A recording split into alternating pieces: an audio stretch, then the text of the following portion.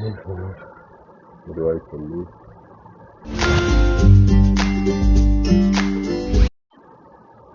Divide कर ली।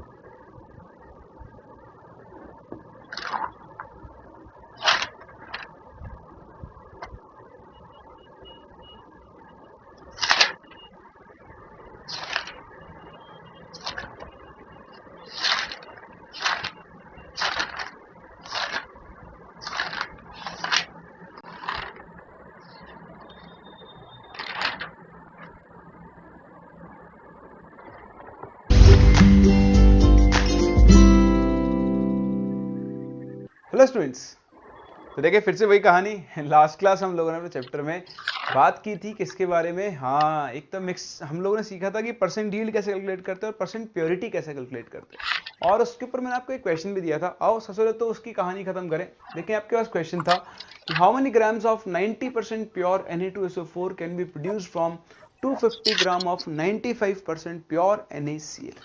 ठीक, यहाँ रिएक्शंस भी आपको खुद ही लिखनी थी, सोचना भी सब कुछ खुद ही था। देखें, NaCl को आपको Na2SO4 में कन्वर्ट करना है, तो मैं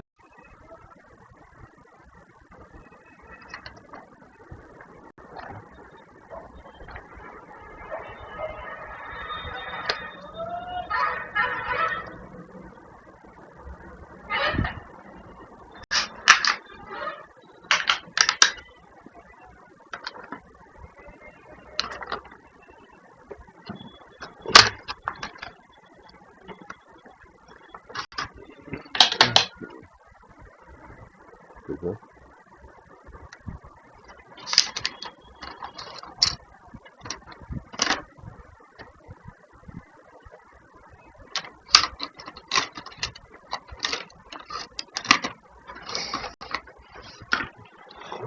प्लीज।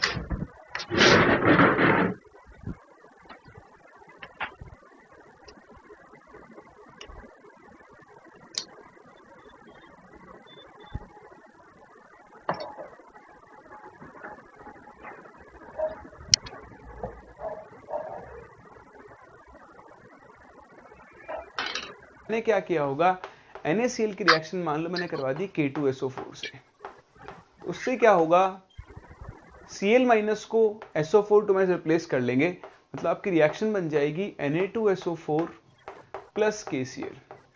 कुछ लोग इसको H2SO4 से रिएक्ट करवा के भी कर सकते हैं, तो वो भी आप लिख सकते हो, उससे कोई फर्क नहीं पड़ेगा। मेन चीज इसका कोएफिशिएंट 2 बनेगा और इसका 1 आएगा, वो फिक्स्ड है। सही है। चलिए अब आपको ये बताना है इसका इसका 90% प्योर, मतलब ये जो भी बनेगा उसका मास नहीं बताना है, इसका जो इम्प्योर सैंपल रहा होगा उसका मास बताना है। थोड़ा देखना है, क्वेश्चन सॉल्व करोगे तभी सब कर लेंगे। मतलब आपकी रिएक्शन बन जाएगी Na2SO4 प्लस KCl। कुछ लोग इसको H2SO4 से रिएक्ट करवा के भी कर सकते हैं, तो वो भी आप लिख सकते हो, उससे कोई फर्क नहीं पड़ेगा। मेन चीज इसका कोएफिशिएंट 2 बनेगा और इसका 1 आएगा, वो फिक्स्ड है। सही है।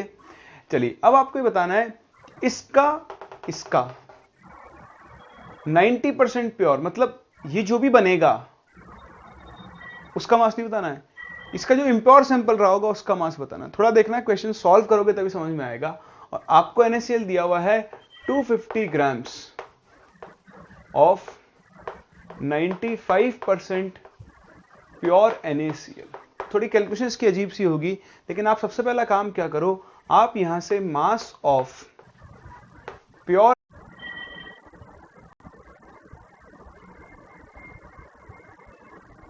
NaCl निकाल लो। तो देखो मास ऑफ प्योर NaCl क्या आएगा, जो सैंपल है 250 ग्राम, उसका 95%, जीरो से गया जीरो।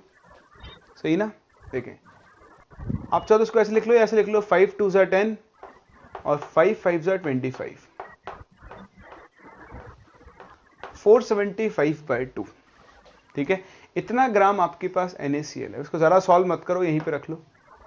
अब आप यहां पर आए इस रिएक्शन पर, देखें इस रिएक्शन में NaCl कितना काम में आ रहा है, तो 2 इंटू 58.5, यानी ये हो गया 117 ग्राम होगा। और इससे Na2SO4 कितना बन रहा है, देखो SO4 होता है 96, 23 इंटू 2 46, 96 प्लस 46 बन गया 142। इसके 117 ग्राम से ये 142 ग्राम बनना चाहिए था। बताओ इसके 1 ग्राम से Na2SO4 कितना बनेगा? 142/117। सही है। तो आपके पास कितना NaCl है? आपके पास NaCl है इतना। तो बताओ इतने से कितना बनेगा? 142/117 इंटू 475 डिवाइडेड बाय 2। सही है। ये आ गया मास ऑफ Na2SO4 जो कि इतने NaCl से बनना चाहिए। अब देखो वापस से आता हूं कंसेप्ट पर। क्या कह रहा है ये? आपके पास ये एक इम्प्योर सैंपल था 250 ग्राम, उसमें प्योर NaCl कितना था? 95%। तो मैंने प्योर NaCl का मास निकाल लिया। ठीक, अब मैंने पता किया कि इतने प्योर NaCl से कितना Na2SO4 बनना चाहिए, वो आ गया। लेकिन अब ये जो Na2SO4 बना, ये Na2SO4 किसी सैंपल का कितना परसेंट होगा? 90% होगा। तो आप देखें यहां से आप x के लिए निकाल सकते हैं कितना? 142/117 इंटू 475/2 एंड डिवाइडेड बाय 0.9।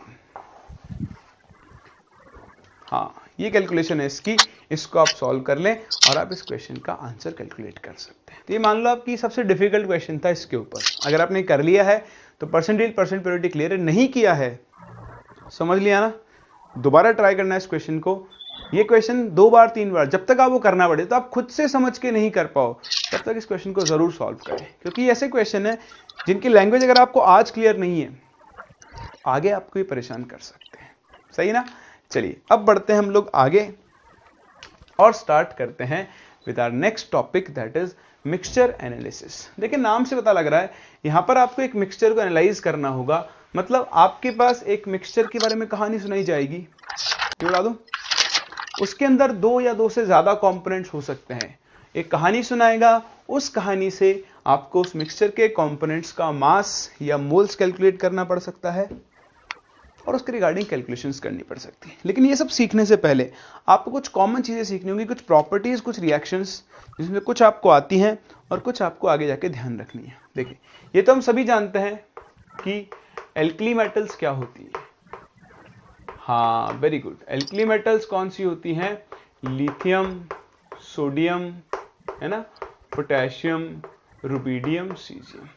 इनके बारे में एक इंफॉर्मेशन है जो मैं आपको देना चाहता हूं, ध्यान रखना।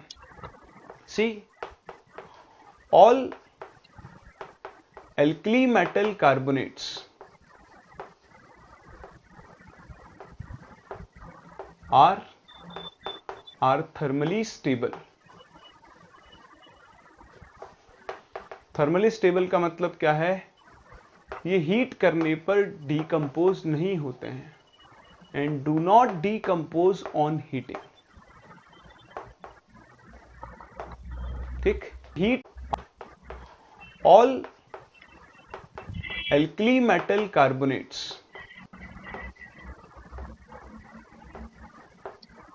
are thermally stable.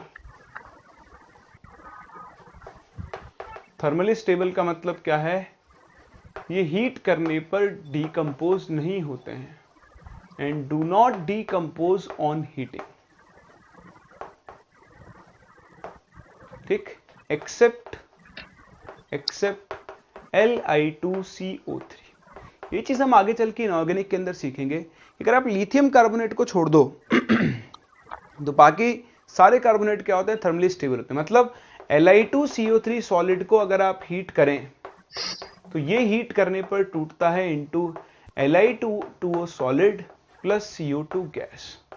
उसके अलावा बाकी जितने भी मेटल कार्बोनेट्स हैं, लाइक M2CO3 कॉमन फॉर्म लिख रहा हूं, M सोडियम हो सकता है, पोटेशियम हो सकता है, रुबिडियम, सीजियम कुछ भी हो सकता है।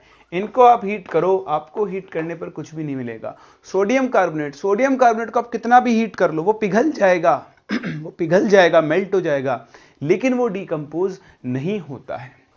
वहीं पे आप देखें जो आपकी अल्कलाइन अर्थ मेटल्स हैं, तो जो बेरिलियम कार्बोनेट है, मैग्नीशियम कार्बोनेट है या फिर कैल्शियम कार्बोनेट है, ये सभी हीट होने पर डिकम्पोज होते हैं। ये बनाएगा BeO solid plus CO2 gas. ये बनाएगा MgO solid plus CO2 gas, और ये बनाएगा CaO solid plus CO2 gas. ठीक,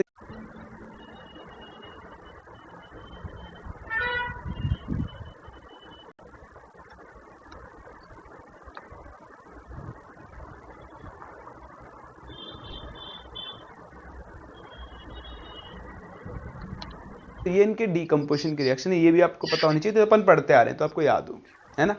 इसी तरह अच्छा, इसके बाद के जो होते हैं वो थर्मली स्टेबल होते हैं, स्ट्रोंशियम हो गया ये सब, तो हम इन तीनों की ही बात करते हैं। तीसरा, अगर आप किसी भी बाइकार्बोनेट को हीट करो, किसी भी एल्कली मेटल ले लो चाहे एल्कलाइन अर्थ मेटल ले लो, अगर आप बाइकार्बोनेट्स को हीट कर रहे हो, जैसे एक रिएक्शन मैंने आपको थोड़ी देर पहले बताई थी, NaCO3 सॉलिड, सोडियम बाइकार्बोनेट को हीट करोगे तो आपको क्या मिलेगा, उसका carbonate which is Na2CO3 solid, साथ में H2O गैस और CO2 गैस।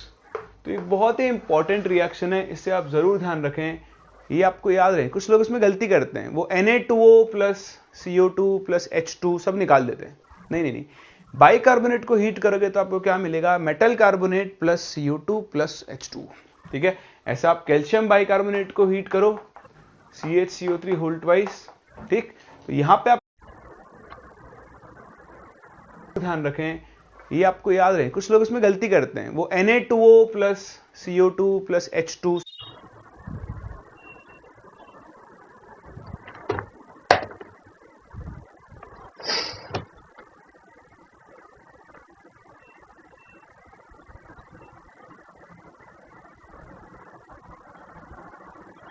सब निकाल देते हैं।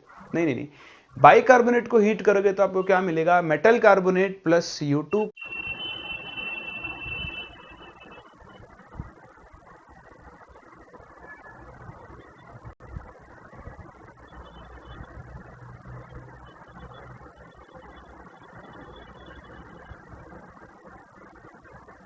Plus H2।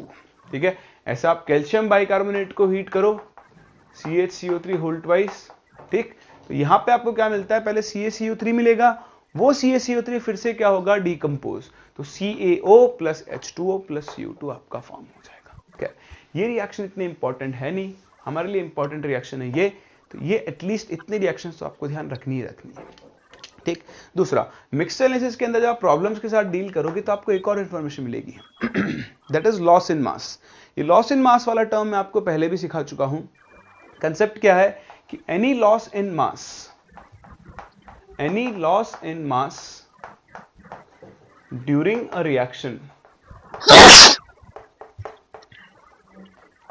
is basically due to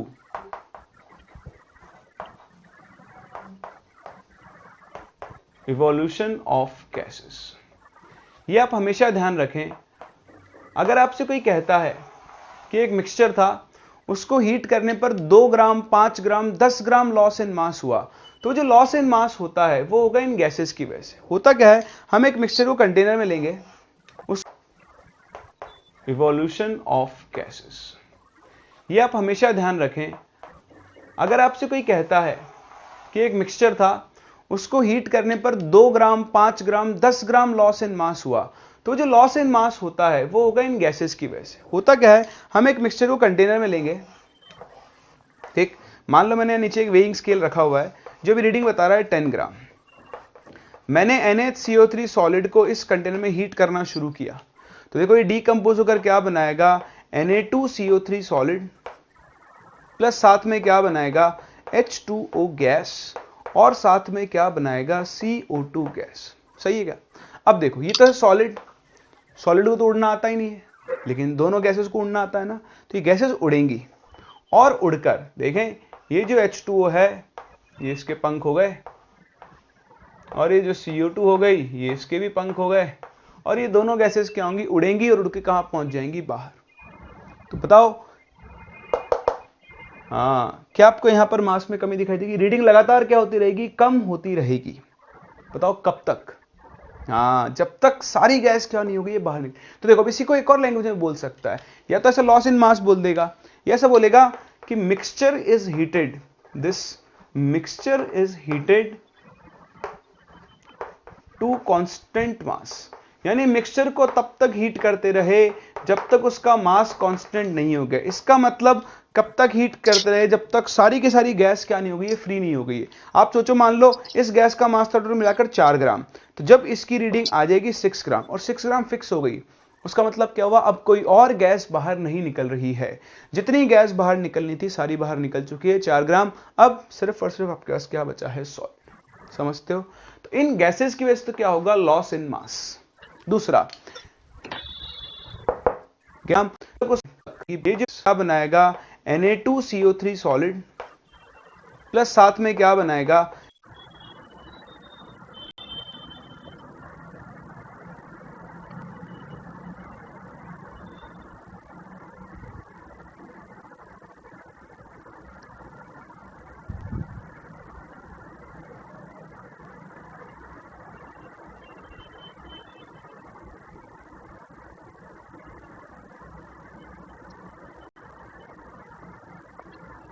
H2O gas और साथ में क्या बनाएगा, CO2 गैस।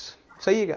अब देखो, ये तो है सॉलिड, सॉलिड को तो उड़ना आता ही नहीं है, लेकिन दोनों गैसेस को इसके भी पंख हो गए और ये दोनों गैसेस क्या होंगी, उड़ेंगी और उड़ के कहां पहुंच जाएंगी, बाहर। तो बताओ, हाँ, क्या आपको यहां पर मास में कमी दिखाई देगी? रीडिंग लगातार क्या होती रहेगी, कम होती रहेगी।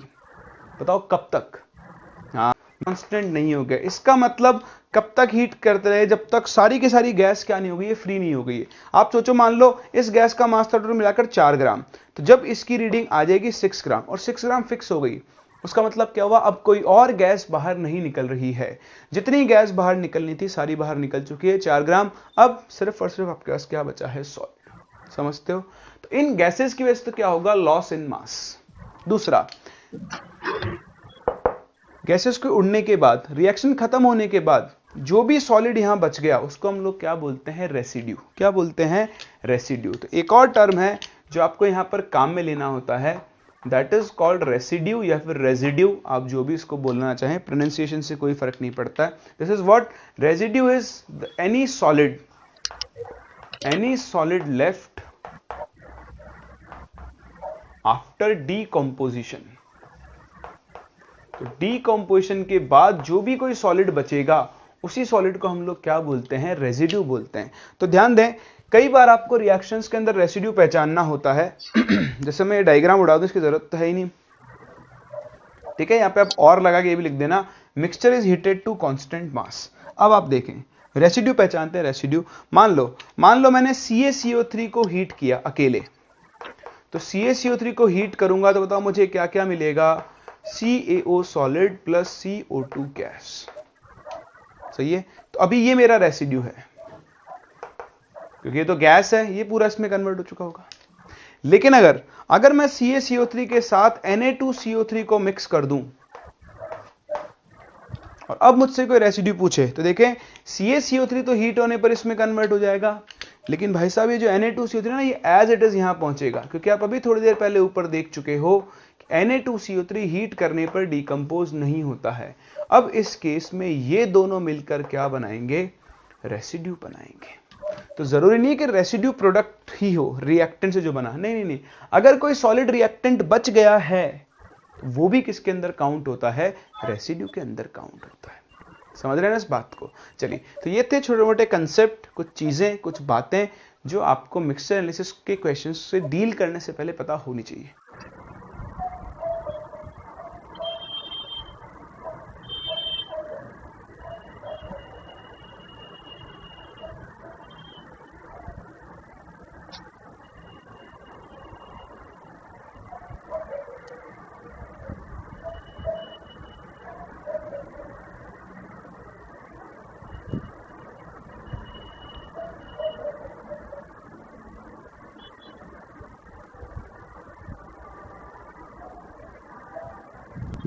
अब स्पेशल कोई थ्योरी नहीं है, वही स्टोइकियोमेट्री आपको यूज करनी है।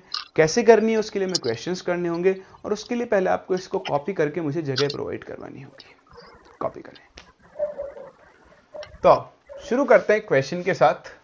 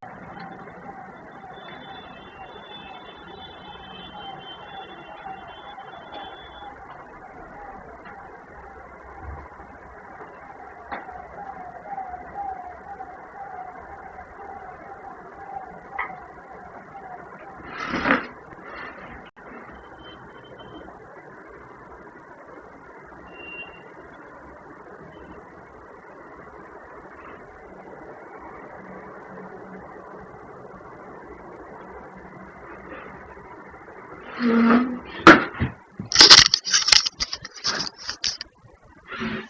जो मैंने आपको सिखाया उनको हम क्वेश्चंस के थ्रू ही ठीक से समझ सकते हैं। तो देखिए आपका पहला क्वेश्चन, बहुत ध्यान से समझे, बहुत आसान होते हैं।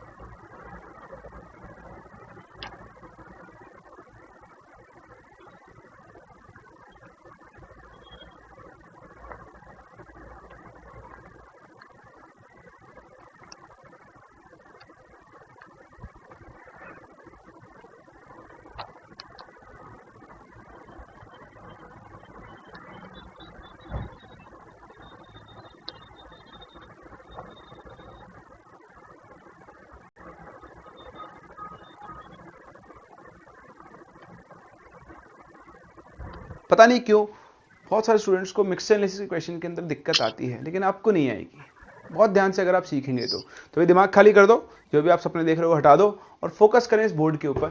क्या कह रहा है, 10 ग्राम सैंपल है MgCO3 का और Na2CO3 का। ठीक है जी, तो मेरे पास एक मिक्सचर हो गया जिसमें दो चीजें हैं, एक MgCO3 है और दूसरा Na2CO3 है। तो देखो इन दोनों का मिलाकर कितना है, 10 ग्राम्स।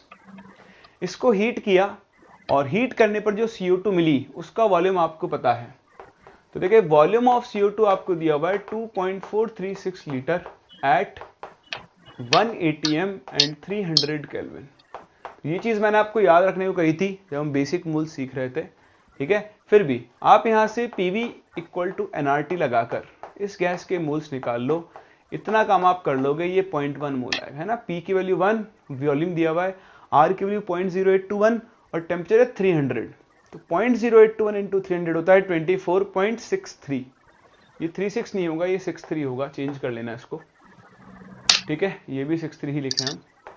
तो डिवाइड करोगे 0.1 मोल आपको CO2 मिल जाएगी। ठीक है, अब आपको मिक्सचर का कॉम्पोजिशन बताना। तो देखो बेसिकली आपको देखना है कि इस मिक्सचर से टोटल CO2 कितनी मिलेगी और उसी के हिसाब से अपने क्वेश्चन को सॉल्व करोगे। तो अगर आप ध्यान दें, Na2CO3 बताओ ये हीट होने पर क्या बनाएगा, कुछ नहीं, इसका डीकम्पोजिशन नहीं होगा।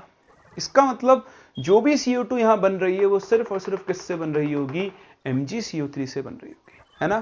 तो बस लिखें रिएक्शन MgCO3 सॉलिड, बताओ हीट करने पर क्या बनाएगा, MgO solid plus CO2 gas बनाएगा। बताओ CO2 आपको कितनी मिली, 0.1 मोल मिली। स्टोइकियोमेट्री शक्ल देखें, बताओ इसका 0.1 मोल बनाने के लिए ये भी कितना चाहिए होगा, 0.1 मोल। और अगर आप 0.1 मोल MgCO3 का मास निकालो तो इनटू उसका molar mass, that would be 8.4 gram MgCO3। तो देखें 10 ग्राम के मिक्सचर में MgCO3 है 8.4 ग्राम, यानी बाकी का जो 1.6 ग्राम होगा वह Na2CO3 होगा। अब अगर आपको परसेंटेज कॉम्पोजिशन निकालना है, बताओ percentage of MgCO3 by mass. ठीक है ना, हम बाय मास निकालेंगे यहां पर। तो देखो mass of MgCO3 8.4 upon mass of sample 10 into 100 कितना आ जाएगा, 84%। अब अगर ये 84% है तो ये 16% होगा ही होगा। आसान है ना। अब कहानी बदलती जाएगी, कंसेप्ट आपका सेम रहेगा, तो आपको उस कहानी को एनालाइज करना है।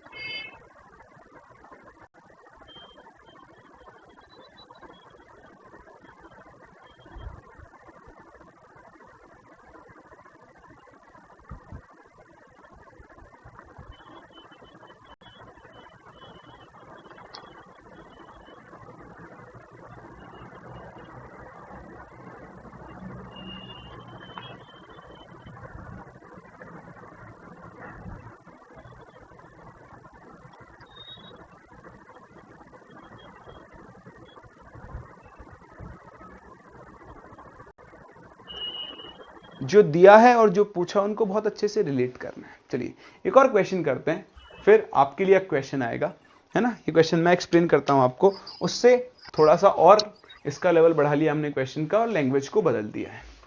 ध्यान से देखें, determine the composition of a mixture of anhydrous sodium carbonate and sodium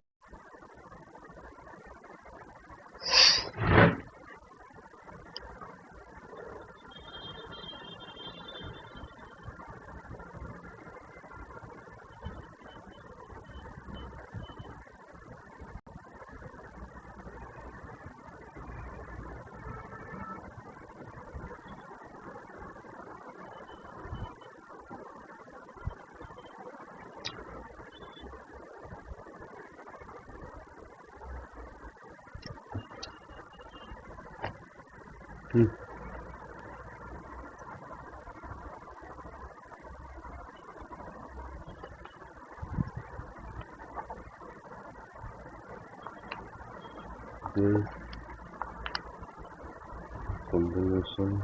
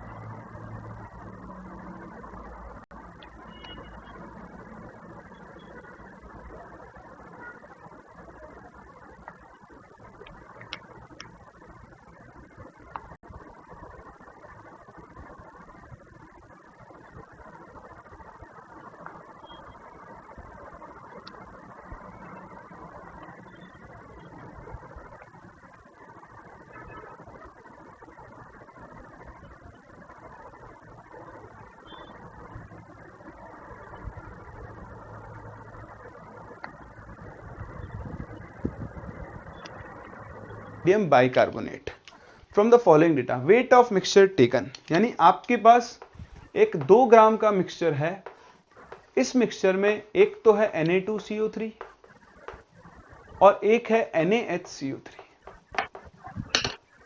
आप चाहें तो वीडियो को पॉज करके इस क्वेश्चन को ट्राई कर सकते हैं।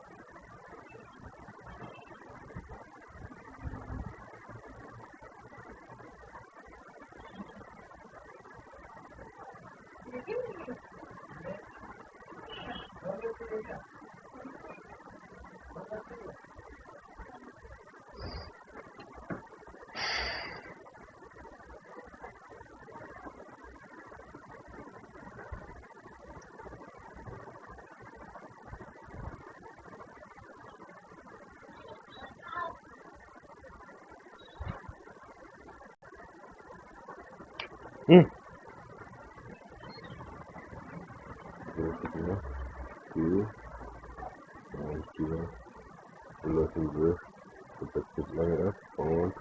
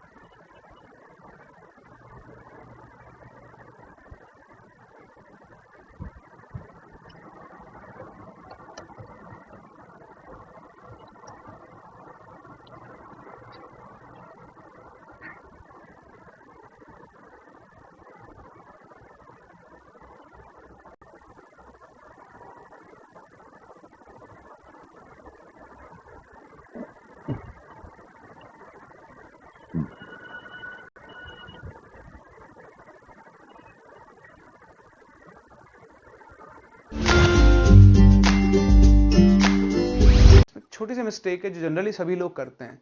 आप चेक कर सकते हैं कि आप वो मिस्टेक करोगे या फिर नहीं। आप चाहें तो वीडियो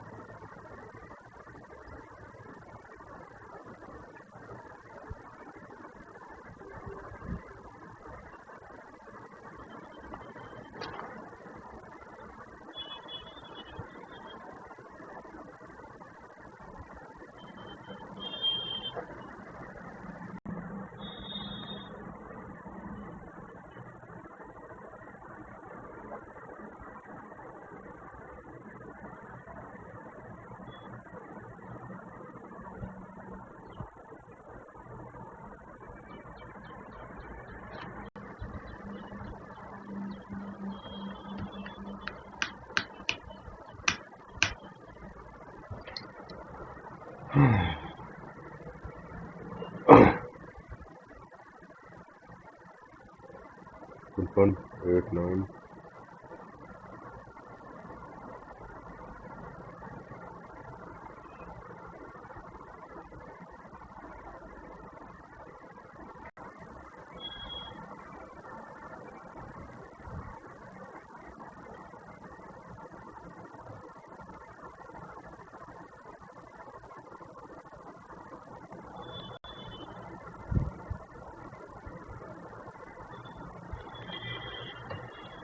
1.54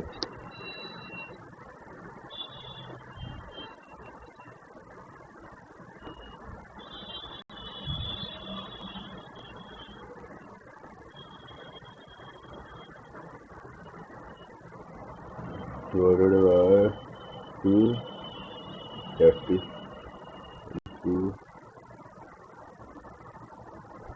27.6, 27.6, 77.6, तो ये बच जाता है 77.56 मान लेता हूँ,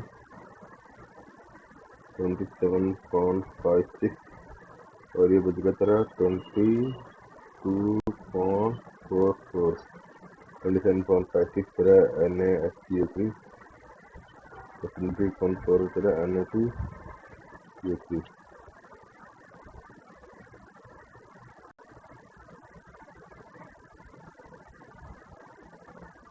को पॉज करके इस क्वेश्चन को ट्राई कर सकते हैं। इसमें छोटी सी मिस्टेक है जो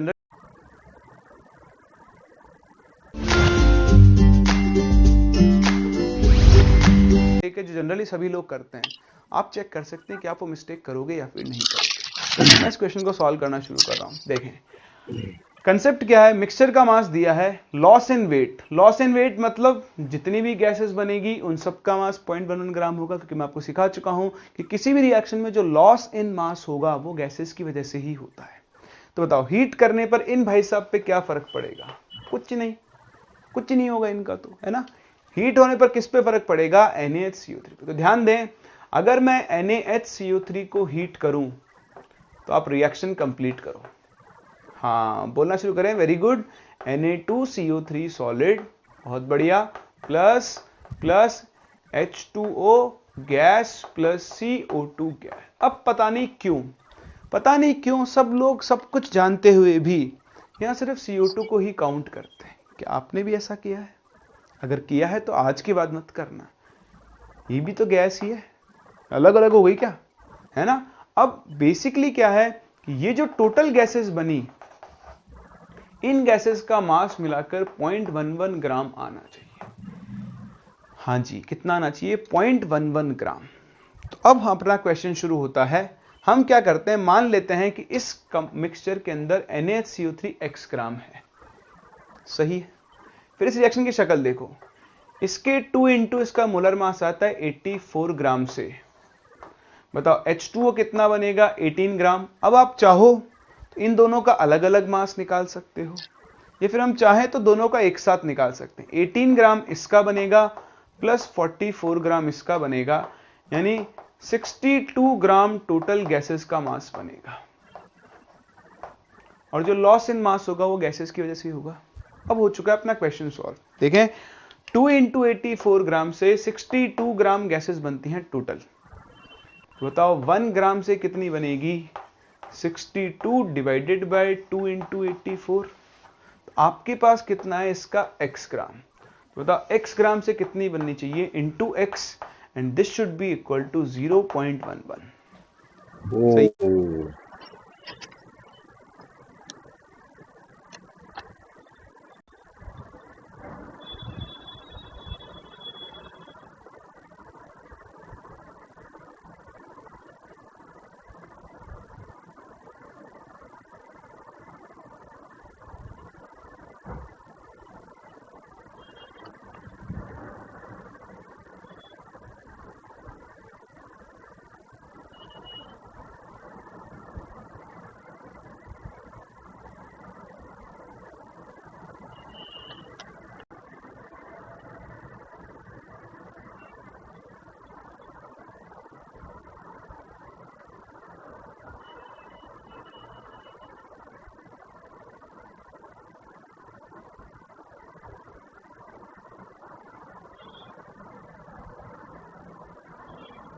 ये यहां से आप x के लिए निकाल लो तो कितना बनेगा 0.11 इंटू 2 इंटू 84 अपॉन 62, ये 30 बन गया। x के लिए आ गई 0.11 इंटू 84 बाय 31, तो आपको अब सॉल्व भी करना पड़ेगा। तो 31 3 जा तो 9 के आसपास चला गया, 2 62 2.0, तो ये आ जाएगा 7 के पास, 7 1 जा 7, 7 3 जा 21 3, ठीक। तो 2.70 यानी 2.7 के आसपास आ गया। इसको मल्टीप्लाई कर लो 7 297, 0.297 यानी इसको आप अप्रोक्सीमेटली 0.3 ग्राम NaHCO3 लिख सकते हो। चलिए जी, हो चुका है अपना क्वेश्चन सॉल्व। 2 ग्राम मिक्सचर में, हाँ जी 2 ग्राम मिक्सचर में ये भाई साहब है 0.3 ग्राम्स, तो बताओ ये कितना होगा 1.7 ग्राम। अगर आपको परसेंटेज ऑफ NaHCO3 निकालना है तो वो कितना होगा, इसका मास अपॉन मिक्सचर का मास इंटू 100, सही है। तो कितना बन जाएगा, देखो 30/2 15%, ये अगर 15% है तो आपका Na2CO3 कितना होगा 85% होगा। कर सकते हैं ना। तो इस चीज में इंपॉर्टेंट ये था कि आप H2O को काउंट नहीं करते हो, यहाँ H2O भी गैस होता है, इसलिए मैंने आपसे कहा था कि इस रिएक्शन में फिजिकल स्टेट्स याद रखना भी बहुत इंपॉर्टेंट है। अगर आपको याद नहीं है तो आप इसको लिक्विड ले लोगे, ये पक्का है, लेकिन क्योंकि इसका टेम्परेचर जो डीकंपोजिशन टेम्परेचर होता है ना वो 100 से ज्यादा ही होता है हमेशा, तो जो भी गैस H2O बनेगा वो भी कौन सी फॉर्म में बनेगा, गैस फॉर्म में बनेगा। कर सकते हैं, चलिए कर सकते हैं। तो एक तो आप इसे कॉपी करें और मेरे पास जो अगला प्रश्न है वो आपके लिए है। लेट्स सी आप इसको सही सॉल्व कर पाते या फिर नहीं।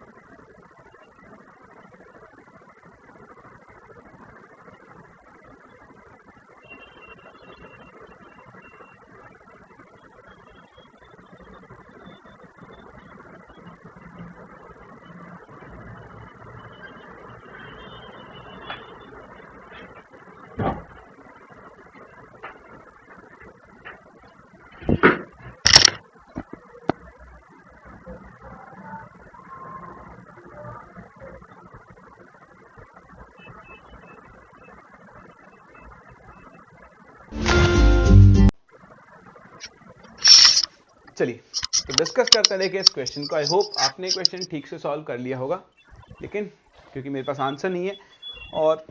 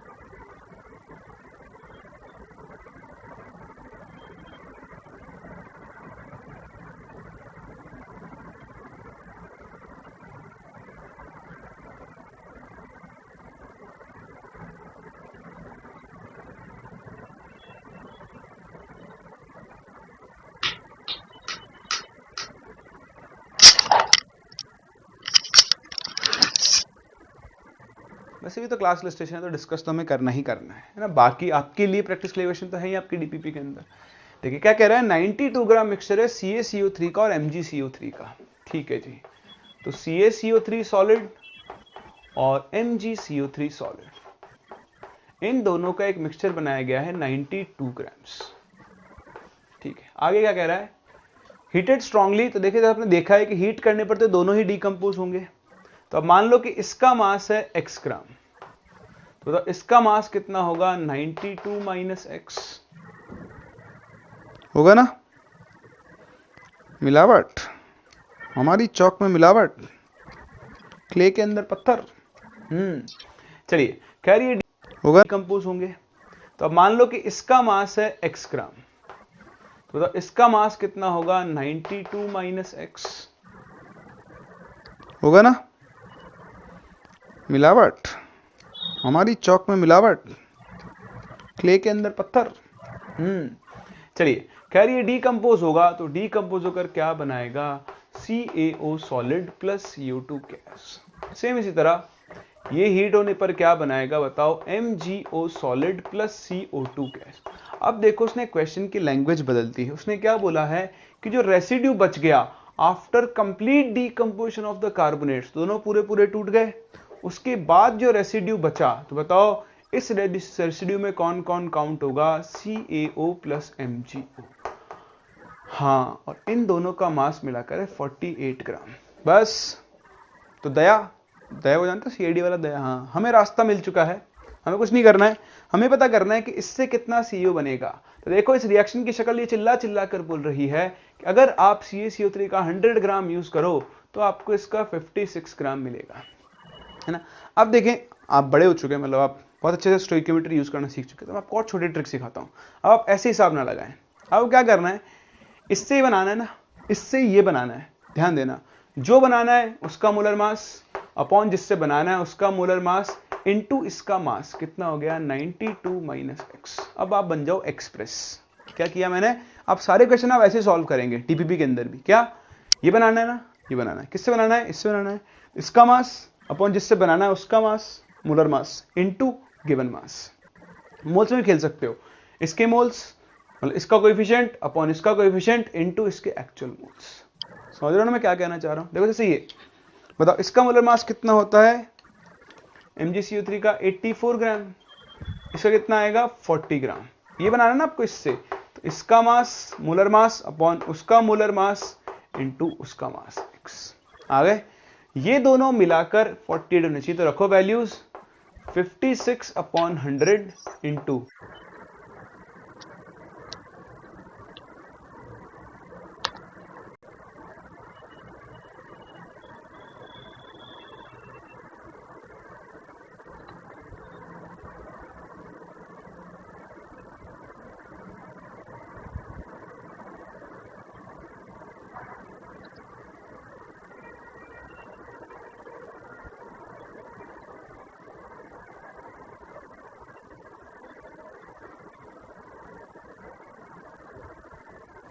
92 minus x plus 40 upon 84 into x should be equal to 40।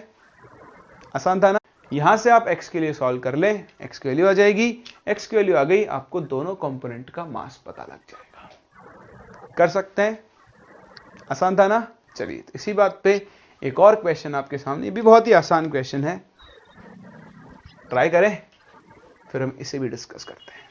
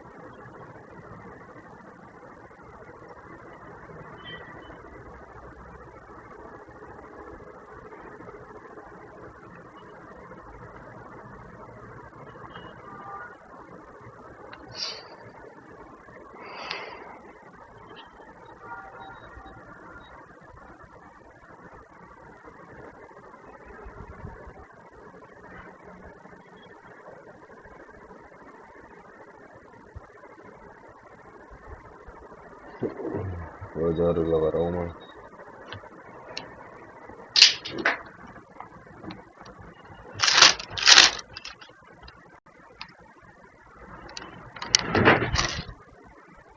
चलो भाई, चलो कल ना करते बताओ करो।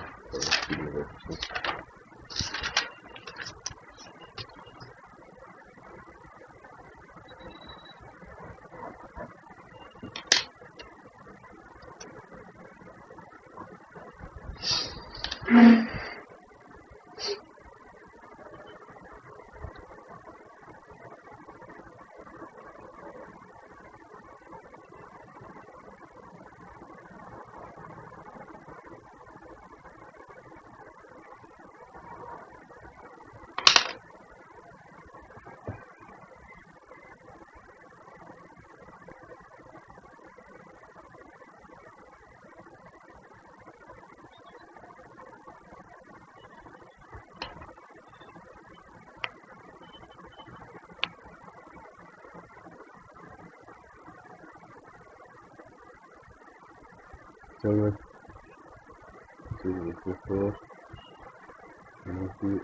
4 SQL 2 plus 2 2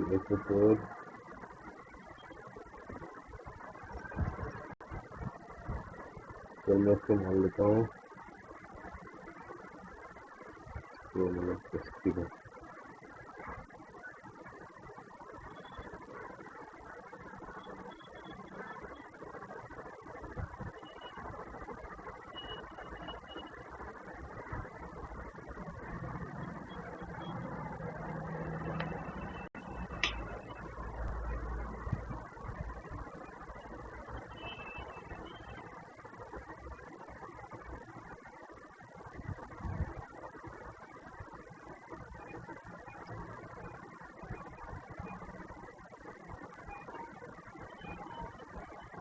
Twenty milligram and potato.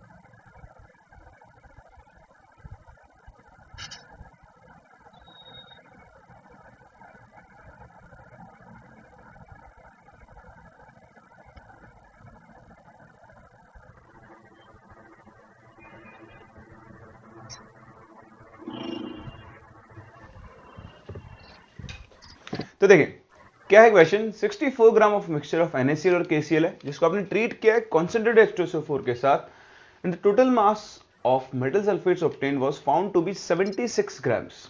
ठीक है, आपको KCl और NaCl का मास परसेंट निकालना है। तो आप देखें इन दोनों रिएक्शन में मान लो x ग्राम तो काम में आ रहा है KCl, तो जो बचा वो क्या हो जाएगा 64 माइनस x ग्राम आपका, सॉरी उल्टा बोल दिया, x ग्राम NaCl और 64 माइनस x ग्राम क्या हो जाएगा आपका KCl।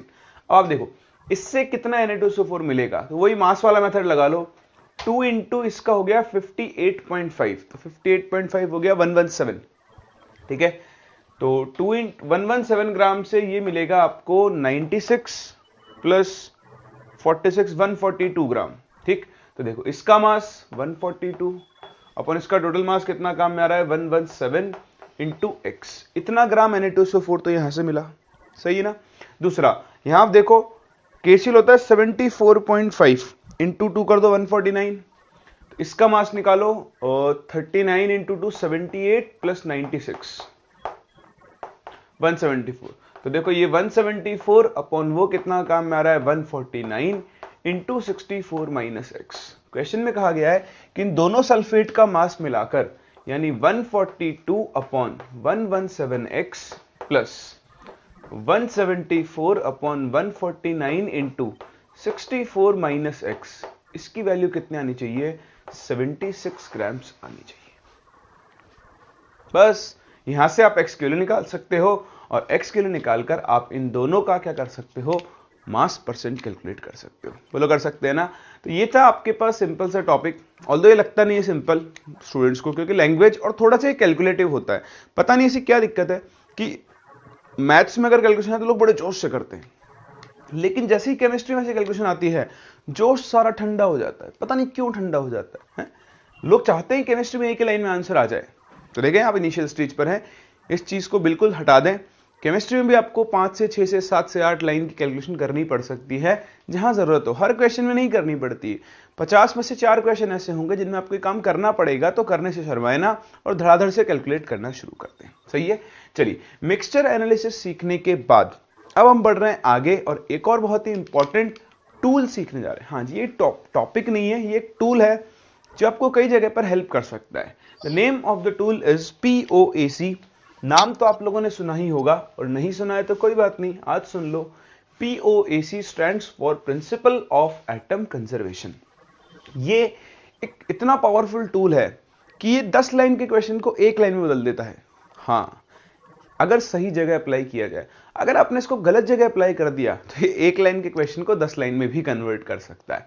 तो इसको कहां अप्लाई करना है कहां नहीं करना है उसके लिए कोई ट्रिक या वो नहीं है, आपको कॉमन सेंस से धीरे धीरे आप क्वेश्चंस करना शुरू करोगे तो उसके बेसिस पर आप ये पता कर पाओगे कि कहां आपको POAC यूज करनी चाहिए और कहां आपको POAC यूज नहीं करनी चाहिए। बोले बात समझ में आती है आपको।